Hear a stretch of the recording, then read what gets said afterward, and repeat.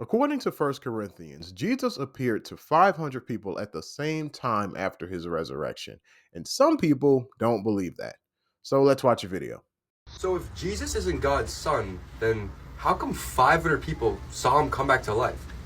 Oh, I know the answer to this question. The answer is that he didn't, and there were no 500 witnesses because this is fabricated by the Apostle Paul in his letter to the Corinthian church in chapter 15. That's highly unlikely, and it's unlikely for a reason he actually says later on. Paul's not saying that he knows these 500 people. He literally says, "For I handed on to you as of first importance what I in turn had received," meaning he's just relaying something he's already been told. So he goes on to use the fact that this is something Paul received from a source and not firsthand information to try to discredit it. But it flatly contradicts the idea that it was fabricated by Paul. He couldn't have made it up if he got it from somebody else. Paul doesn't actually name a single one of the 500.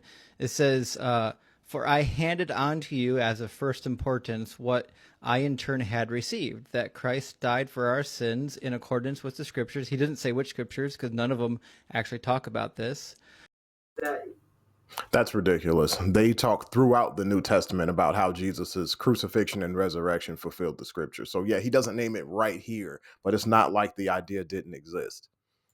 And that he appeared to Cephas, that's Peter, and then to the 12, and then he appeared to more than 500 brothers and sisters at one time, most of whom are still alive, though some have died.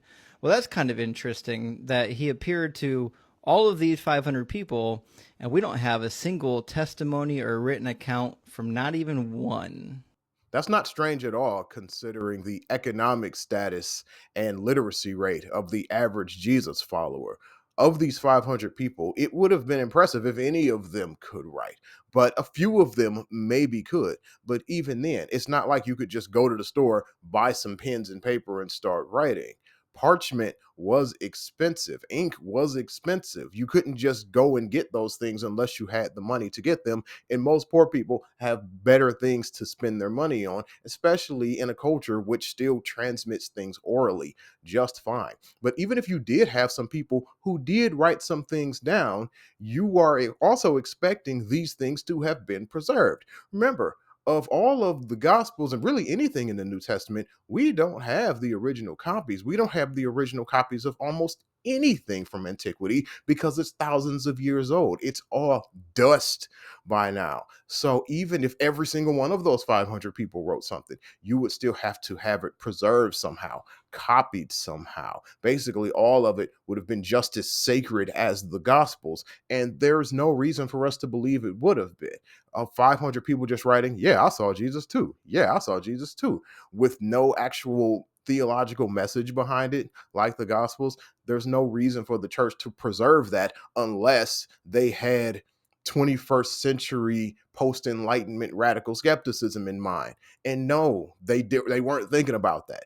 Their goal was not to prove something to people in the future who might doubt. So it makes perfect sense that we don't have any testimonies from these 500 people. It would be weird if we did. It's crazy that we have the four that we do.